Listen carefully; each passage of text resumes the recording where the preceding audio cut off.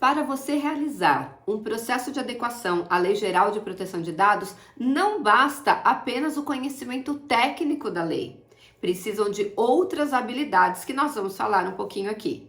Oi, eu sou Silvia Brunelli e neste canal eu ajudo profissionais a se sentirem seguros para adequar qualquer empresa de qualquer porte à Lei Geral de Proteção de Dados. E se você quer aprender mais sobre a Lei Geral de Proteção de Dados todos os dias, se inscreve aqui no canal e para você não perder nenhum vídeo, ativa o sininho das notificações, porque todos os dias, sem exceção, eu trago um conteúdo inédito para ajudar você no seu dia a dia como encarregado pelo tratamento de dados pessoais ou como consultor de adequação à Lei Geral de Proteção de Dados, levando a tua carreira para o próximo nível. E se esse conteúdo que eu trouxer para você fizer sentido, então antes de ir embora, aperta o like. Muito bem, somente o conhecimento técnico não é suficiente para fazer um processo de adequação à LGPD?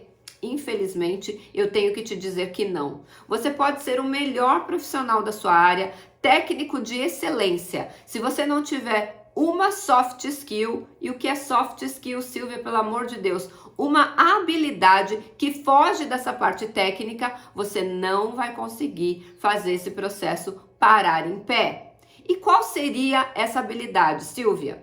Antes de eu falar a habilidade, eu preciso falar para vocês que eu entrevistei durante todos esses anos muitos profissionais que lidam com a Lei Geral de Proteção de Dados. E eu sempre fiz uma pergunta e a resposta era sempre a mesma.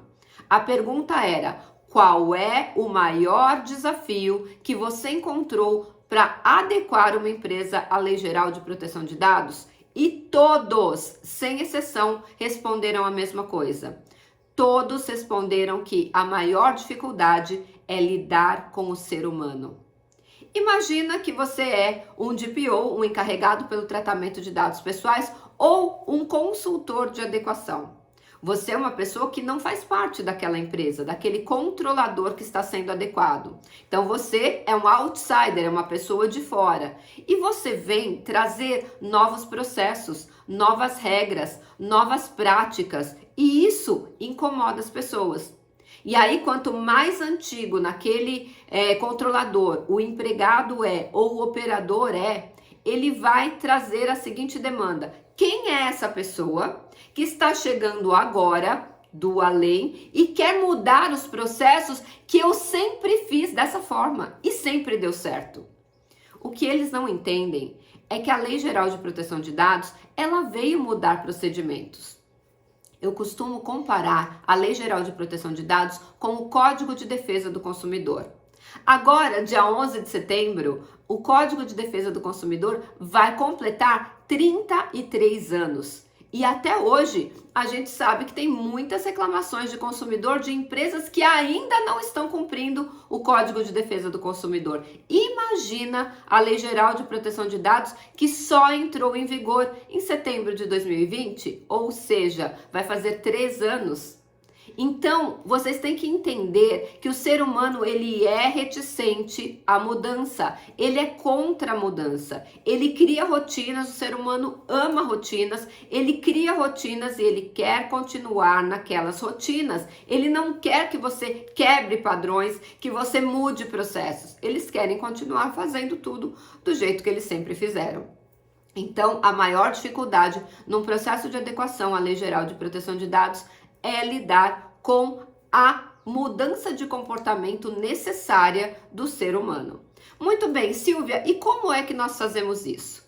Antes de eu explicar, também tenho que contar uma coisa para vocês. Não sei se vocês sabem, mas a maioria dos empregados, eles são contratados pelas hard skills, ou seja, pelo conhecimento técnico, e são demitidos pelas soft skills, ou seja, pelo comportamento. Então, os empregados são contratados pela parte técnica, análise curricular, e eles são demitidos por comportamentos, porque o comportamento dele não se encaixa naquela empresa, nas missões e nos valores que aquela empresa quer levar para o mundo. Então, isso que é muito importante, vocês têm que entender a cabeça do ser humano. Então, uma das soft skills ou dessas habilidades que fogem da parte técnica, que vocês precisam aprender para ontem, são técnicas avançadas de negociação. Quando você aprende a negociar com as pessoas, não estou falando em negociação para fechar contratos, não. Eu estou falando na negociação do dia a dia. Vou dar um exemplo aqui para vocês entenderem. Quando você está discutindo com o seu pai e com a sua mãe, defendendo um ponto de vista seu, aquilo é uma negociação. Quando você está discutindo com seu cônjuge, com seu namorado, com seu noivo, com a sua noiva, com a sua namorada, você também está negociando. Quando você está tentando fazer com que seu filho faça alguma tarefa ou não se comporte de determinada forma, você está usando sua negociação. E quando você aprende técnicas de negociação, você leva isso para dentro do processo de adequação à Lei Geral de Proteção de Dados. Afinal de contas, você vai ter que negociar com cada um daqueles empregados, provando para eles de uma forma que conecte com as crenças e valores da empresa e também dos empregados e dos operadores, que aquela mudança de comportamento agora ela é necessária por imposição legal. Porque existe uma lei federal, a Lei Geral de Proteção de Dados, que veio mudar esses padrões de comportamento, esses padrões de processos internos dentro da empresa, quando o assunto é tratamento de dados pessoais. Silvia, dá um exemplo de uma técnica de negociação. Eu vou dar uma só, para você entender como você vai estar lidando com o ego do ser humano. O que é o ego? É aquela parte que gosta de controlar, é aquela parte que gosta de se impor, é aquela parte que gosta de mostrar que tem a verdade, que a verdade dele é correta, e isso não é verdade. Essa verdade não é verdade. Adorei essa frase, ficou muito boa.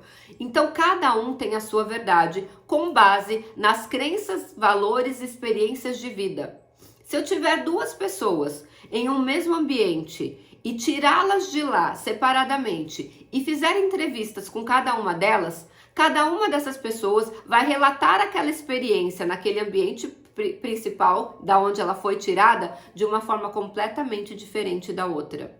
Isso porque cada uma vai analisar aquela experiência com base nas suas crenças, nos seus valores e nas suas experiências anteriores. Então, cada pessoa que você for lidar, cada ser humano que você for lidar em um processo de adequação, ele vai entender aquele processo de uma forma. E se na cabeça dele você estiver afrontando o que ele sempre fez, não vai funcionar. Ele vai ser um inimigo da adequação dentro daquele controlador. Então é importante, primeira coisa de tudo, criar empatia. E como é a técnica para você criar uma empatia quando você está em um processo de adequação? Existe uma técnica que chama sim, mas. A técnica sim, mas, você vai deixar a pessoa argumentar. Primeiro você vai trazer a mudança do processo, certo? Aí você vai deixar a pessoa argumentar dos motivos pelo qual para ele não vai funcionar. E todos eles têm esse comportamento. Não, no meu departamento não vai funcionar isso que você está querendo colocar aqui, não. E aí você deixa ele falar. E faça perguntas em cima de tudo que ele está argumentando, para trazer mais subsídios para você entender quais são as crenças e quais são os valores dessa pessoa. O que é mais importante para ele? No que ele acredita? E conforme você vai fazendo perguntas em cima das próprias falas dele, nossa, que interessante isso, me fala mais sobre isso. Você vai colhendo subsídios para entender o pensamento lógico dele.